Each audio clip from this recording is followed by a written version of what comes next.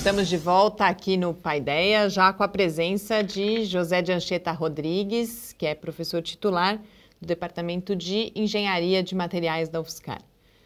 Professor, um grande prazer, uma satisfação recebê-lo aqui hoje para a gente conversar um pouco sobre o seu trabalho, mas também sobre essa área que está aí na origem da nossa universidade, né? Prazer é meu. Professor, a gente vai falar, como eu disse, bastante da história da engenharia de materiais, como ela surge no Brasil, na UFSCar, mas para a gente começar, eu queria que a gente apresentasse para o nosso público o que é a engenharia de materiais, qual é o seu objeto, para quais questões ela olha e como ela se relaciona com outras áreas, como, por exemplo, a química e a física. A engenharia de materiais, como o próprio nome diz, é uma área da engenharia. A engenharia, ela visa produzir bens e serviços de interesse da sociedade baseado em conhecimento científico e, com isso, gerando tecnologias. Esse conhecimento científico é bastante importante, então, para que a engenharia, os vários ramos de engenharia possam se desenvolver.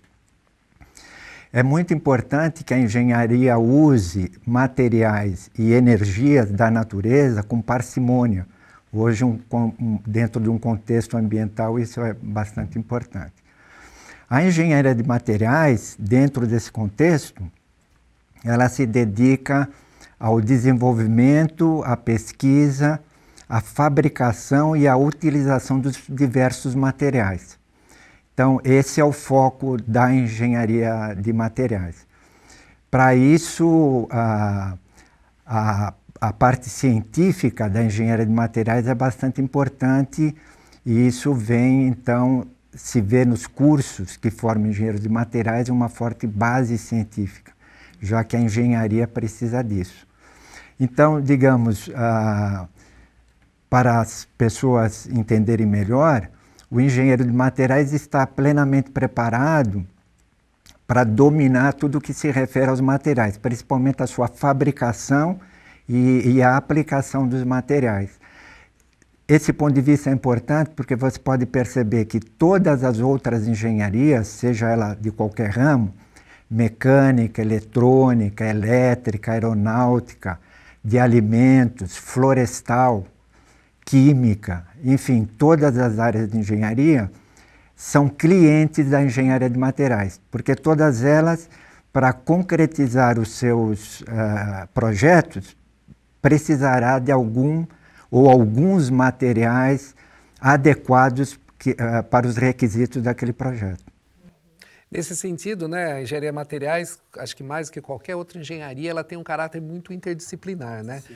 Que ela tem que ter um enfoque na própria formação do engenheiro, né, de materiais, eles têm que ter um foco em formação em química, física, além dos próprios processos, né?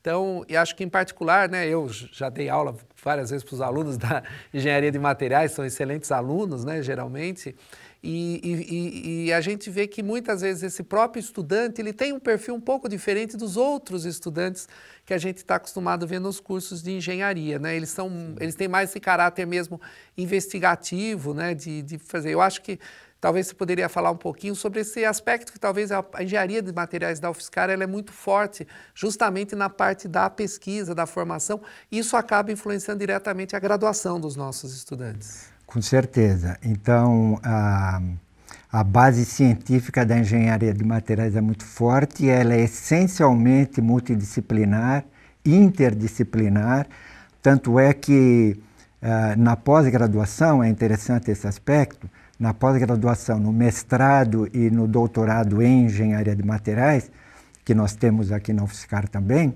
nós incentivamos que graduados de outras áreas venham fazer a pós-graduação na engenharia de materiais, químicos, físicos, outros engenheiros mecânicos, elétricos, dentistas, médicos, né? Porque a engenharia de materiais agrega todas as áreas que necessitam de tecnologia, em particular de materiais, porque ela foi criada dessa maneira. Então isso é muito positivo. Os alunos, eles também buscam essa visão interdisciplinar.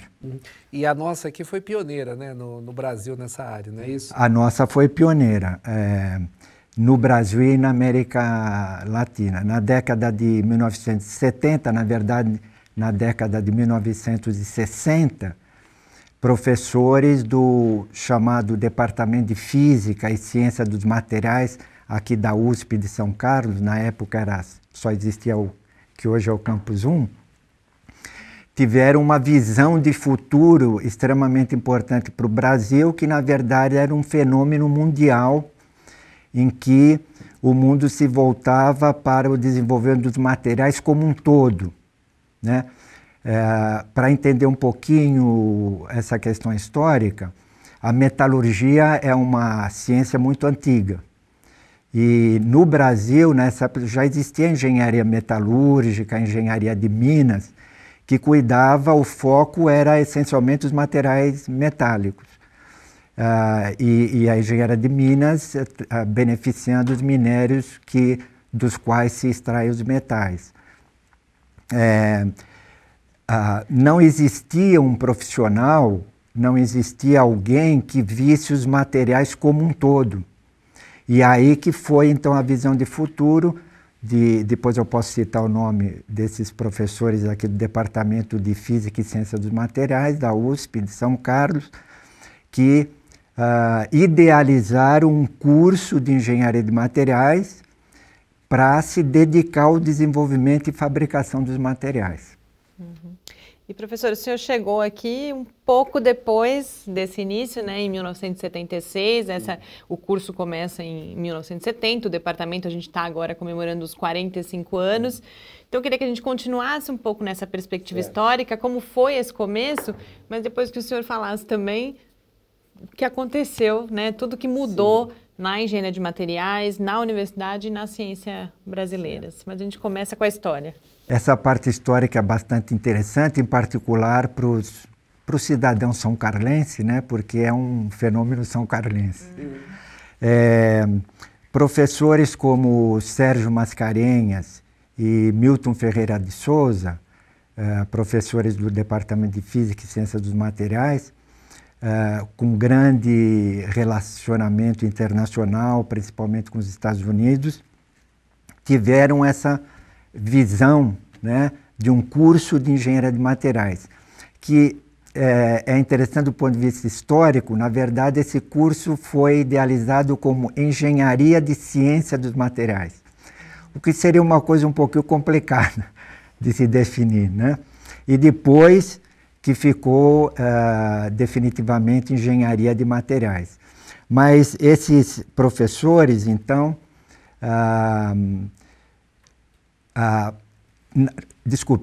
no mesmo momento, em São Carlos, havia um movimento para trazer para a cidade um campus de uma universidade federal.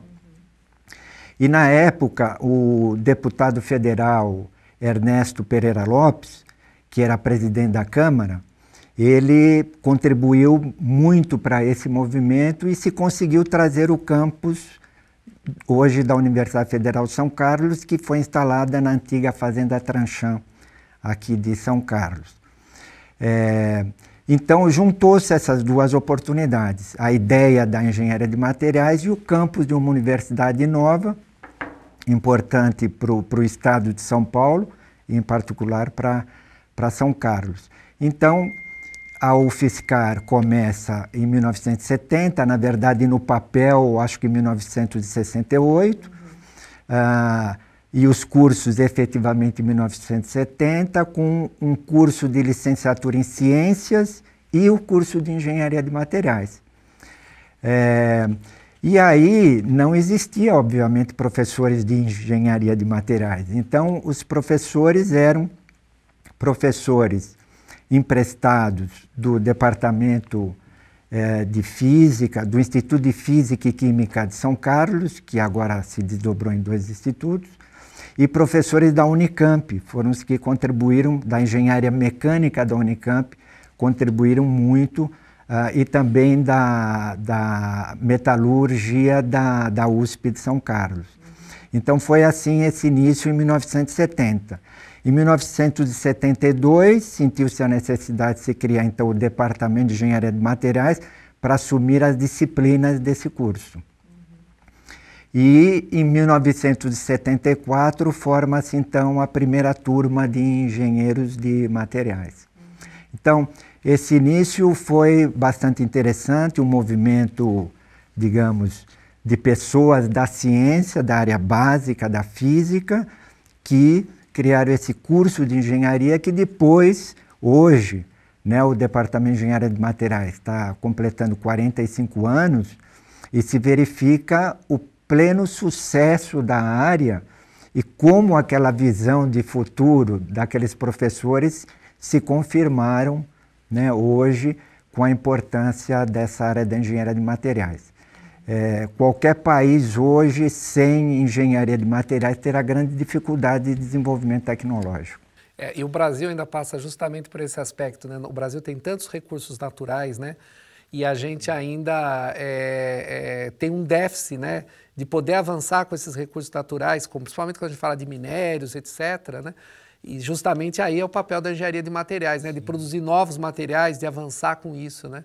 Isso é um aspecto fundamental dessa área que começa, a gente tem orgulho de dizer que ela começa aqui em São Carlos, no Brasil, há quase 50 anos e faz uma diferença muito grande, o impacto que a gente vê não só na cidade, como no próprio país. Exatamente. O Brasil é riquíssimo em minérios, dos materiais mais importantes. Por exemplo, o Brasil tem um minério importantíssimo, que é o minério de nióbio, principalmente em Araxá, em Minas Gerais. E tanto a física como a química, a engenharia de materiais contribuiu muito para o desenvolvimento de materiais baseados no nióbio, que é uma riqueza importante. Mas muitos outros elementos estão aqui no Brasil. O Brasil já fez muito, mas ainda precisa muito mais. Ainda nós exportamos minério, nós fazemos materiais importantes a partir desses minérios. A indústria de aço brasileira é importante, por exemplo. A indústria de refratários brasileira é importante. Mas precisamos muito mais, porque nós ainda exportamos materiais básicos, matéria-prima básica industrial, por exemplo, uma chapa de aço primária, para depois importarmos um aço especial. Então, fizemos muito, mas ainda precisa se fazer muito mais. Em particular da área de terras raras, por exemplo, o Brasil tem uma reserva enorme disso e é uma coisa importantíssima para fazer materiais magnéticos que cada vez tem uma demanda maior com o avanço de carros elétricos, entre outras coisas. O Brasil precisa realmente avançar nisso. E a engenharia de materiais contribui muito por isso. Felizmente hoje, depois de todo esse tempo,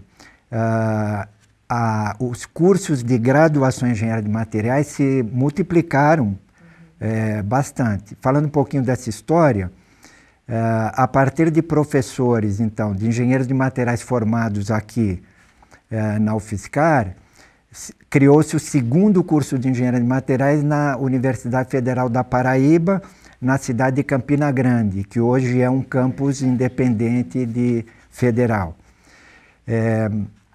Só depois, na década de 1980, que se criou o terceiro curso de engenharia de materiais, também a partir de ex-alunos nossos, na Universidade Estadual de Ponta Grossa. Então, você vê, até os finais da década de 1980, para se ter 3 cursos de engenharia de materiais. Desde então, se conta hoje com mais de 50 cursos de engenharia de materiais, com diferentes concepções, espalhados por todo o Brasil. É difícil encontrar algum estado que não tenha um curso de engenharia de materiais para você ver o sucesso e como realmente existe a demanda. É curioso quando você menciona isso, né? Universidades grandes como, a gente pensar a própria USP, Unicamp, ou mesmo a UFRJ, demoraram muito para avançar nessa direção, não é isso? Sim, esse é um aspecto interessante que eu gostaria de comentar então. A engenharia metalúrgica é antiga no Brasil, com a Universidade Federal de Ouro Preto e a própria USP. E essas áreas eram muito fortes, e em todas as principais universidades federais no Brasil tinham um curso de metalurgia. Rio Grande do Sul, Santa Catarina, Minas Gerais, Ouro Preto, Minas Gerais eu digo a UFMG, além da Universidade Federal de Ouro Preto. a USP, a própria USP. Mas era a metalurgia.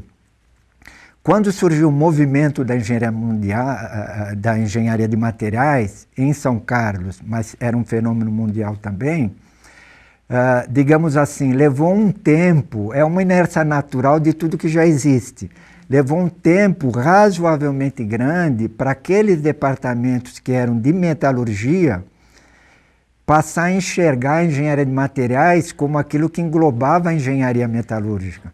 Como nós começamos do zero, isso foi muito fácil nós assumirmos o que era a ponta. E aí levou muitos anos. Hoje, todos aqueles departamentos de metalurgia são também de materiais. Mas é interessante notar ainda uma resistência, uma preocupação, porque alguns se chamam departamento de metalurgia e materiais. Né? É quase uma redundância, né? Como metalurgia, como se não fosse... Né? Porque hoje o mundo aceita que a grande área é a engenharia de materiais. E dentro da engenharia de materiais, se você pudesse dizer assim, está a engenharia metalúrgica, a engenharia de cerâmica, a engenharia cerâmica e a engenharia de polímeros. O que não tem muito sentido isso, porque tudo é a engenharia de materiais. Mas essas transformações demoraram para ocorrer no Brasil e em outros departamentos do mundo também. Mas a tendência hoje é a engenharia de materiais e pronto. Principalmente por causa dos materiais que a gente tanto fala, dos compósitos, né, que são a interface de várias dessas coisas. Nenhum material hoje é puramente uma coisa ou outra apenas. Né? Sim, exatamente. Os compósitos podemos quase chamar de uma classe importante, porque ela combina duas ou mais das outras classes, metais, cerâmica, metais, polímeros, cerâmica, ou as três, inclusive. Você gera materiais extremamente sofisticados para aplicações muito especiais. Professor, antes o senhor falava da indústria brasileira e na sua trajetória especificamente, essa interação com a indústria na trajetória de pesquisa foi bastante importante, particularmente na área de alumínio com a Alcoa. Queria que o senhor contasse um pouco dessa interação, mas também avaliasse qual o papel, então, que o senhor atribui a essa interação entre a universidade e a indústria, para que essa indústria, inclusive, se desenvolva e aquele cenário que o senhor colocava antes possa avançar mais ainda. Sim. Ao longo dos meus... dia 15 de dezembro, eu completo 41 anos do UFSCar. Ao longo desses 41 anos, eu tive interação com várias empresas, algumas delas bastante importantes. Eu poderia citar, a principal delas foi a Alcoa, que foi uma interação muito longa, né? A Alcoa Alumínio de Poços de Caldas, mas também a Alumar, que é a maior produtora de alumínio no Brasil, que é um consórcio que fica em São Luís do Maranhão, também com a Petrobras mais recentemente, com a companhia Vale do Rio Doce e uma pequena empresa chamada ATCP de Ribeirão Preto, cujo dono é um ex-doutorando meu, mas que é uma empresa bastante interessante de falar sobre ela. Então, isso está na área de uma das 4 grandes atividades de um professor universitário, de uma universidade pública, que é a extensão universitária, que é essa interface com a sociedade. Eu acho que o principal ganho para a universidade, através dessa interação, é trazer a realidade daquela engenharia, no caso a nossa engenharia de materiais, trazer a realidade da engenharia de materiais para dentro da universidade. Então nós podemos ver problemas reais dentro dessas empresas e trazer isso para dentro do contexto do curso de graduação ou do curso de pós-graduação em engenharia de materiais. Então nós podemos enriquecer as nossas aulas, os trabalhos com os alunos terem oportunidade de estágios e de desafios a partir de problemas reais dessas empresas. O ganho para a indústria é que nós contribuímos para a formação de recursos humanos para eles. Muitas vezes nós formamos mestres e doutores a partir de funcionários da empresa. Então, completamos a formação do quadro de funcionários. Ou eles acabam absorvendo ex-alunos nossos de graduação, de mestrado e doutorado. Então, a interação é benéfica para os dois lados, extremamente importante. Principalmente esse enriquecimento da visão do professor para os problemas reais do que ele está ensinando, né? Não pode ser só teoria. Imagino que um desses problemas reais tenha levado a um projeto de pesquisa que o senhor desenvolveu mais recentemente, pesquisa e extensão, sim, que é justamente com os resíduos da indústria de alumínio. Gostaria que o senhor, sim, falasse um pouco disso. Sim. A indústria de alumínio no Brasil e no mundo é enorme, porque o alumínio é um material extremamente demandado, né? O alumínio metálico, na indústria automotiva e na indústria da construção civil, é um material fundamental. Difícil você ver uma construção hoje em dia que não tenha alguma coisa de alumínio. Mesmo os carros e muitas outras áreas o alumínio está presente. A questão do alumínio é que para se produzir esse material e mais dois outros muito importantes, que é o óxido de alumínio, uma matéria-prima para a indústria cerâmica extremamente importante. E o hidróxido de alumínio, que é um antichama, por exemplo. Para se produzir isso, se usa um minério chamado bauxita, que o Brasil tem muito aqui na região de Poços de Caldas e na região do Pará, de onde se extrai, então, essa bauxita aqui no Brasil. O problema é que, para se produzir 1 quilo de todos esses 3 produtos, se produz, infelizmente, alguns quilos de resíduo. Então, você extrai aquilo que vai gerar o alumínio, mas sobra ainda óxido de ferro, óxido de alumínio, vários outros óxidos, alguns óxidos de terras raras. Então, é uma mistura de óxidos que ficam ali. Mas se produz mais resíduos do que produto, você entende? O problema é que ao longo desses mais de 100 anos da indústria de alumínio, isso foi se acumulando em algum lugar, porque não se tem uma aplicação imediata para esse resíduo. Foi se guardando em depósitos. E hoje o inventário desses depósitos é gigante no mundo e em particular no Brasil. A partir de um certo momento, então, começou-se a se preocupar, porque isso é um passivo ambiental e a empresa será responsável pelo resto da vida sobre esse passivo. Então, é preciso um grande investimento de monitoramento para que não ocorra nada com esses depósitos. Então, o melhor seria utilizá-lo. Existem muitas aplicações para o resíduo de bauxita. A grande pergunta é, uma determinada aplicação, algumas muito interessantes, quanto consome de resíduo?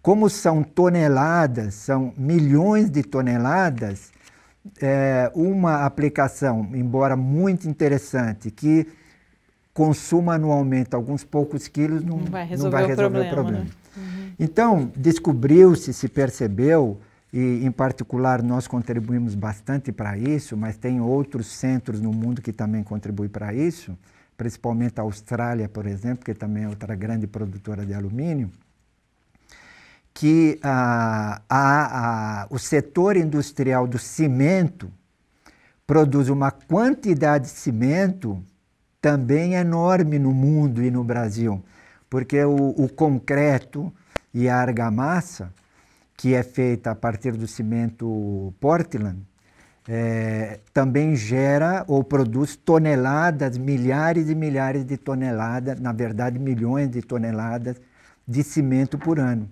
Então, esse é o único setor industrial que poderia absorver esse resíduo. Então, muito se fez já e hoje é uma tendência mundial, então nós estamos em sintonia com isso. Usar o resíduo de bauxita para a fabricação do chamado cimento Portland, ou então, que é a visão mais atual, se desenvolver os chamados materiais cimentícios suplementares, a partir do qual não se utiliza o calcário, que é um outro problema, porque quando você usa o calcário ou o carbonato de cálcio, é a matéria-prima principal do cimento Portland, ele gera uma quantidade de CO2 muito grande. Então a indústria do cimento está acoplada a essa questão ambiental séria. Então, a ideia é não se usar mais o carbonato de cálcio. Então, nós podemos usar o resíduo de bauxita para fazer esses materiais cimentícios também, que pode substituir o cimento Portland, ou substituir o clinker Portland, que ocupa o calcário, e com isso diminuir as questões ambientais da indústria do cimento e resolver um problema de resíduo do setor do alumínio. É o ganha-ganha. É um casamento ideal. Professor, muito obrigada. Infelizmente, com isso, o nosso tempo aqui acabou, mas acho que foi uma oportunidade da gente compreender melhor a área de engenharia de materiais, terminando com esse exemplo aí, inclusive, de um trabalho que o senhor realizou ao longo, dentre tantos outros, ao longo de todos esses anos. Muito obrigada, foi um grande prazer. Eu que agradeço, muito obrigado pela oportunidade. Muito obrigado. E com isso a gente termina o programa de hoje. Adilson hoje se despede aí, né, do nosso público esse ano. Vou ficar fora nos próximos programas, que vão estar numa viagem agora, né? Ao exterior para também fazer as minhas pesquisas. Então me despeço, na próxima temporada estamos de volta aqui no Paideia. A gente ainda continua por aqui, voltamos na próxima terça-feira às 6h. Enquanto isso, você pode acompanhar o Lab no Facebook, no Twitter ou falar com a gente pelo e-mail cliqueciência@ufscar.br. Muito boa noite. Uma boa noite. Boa noite.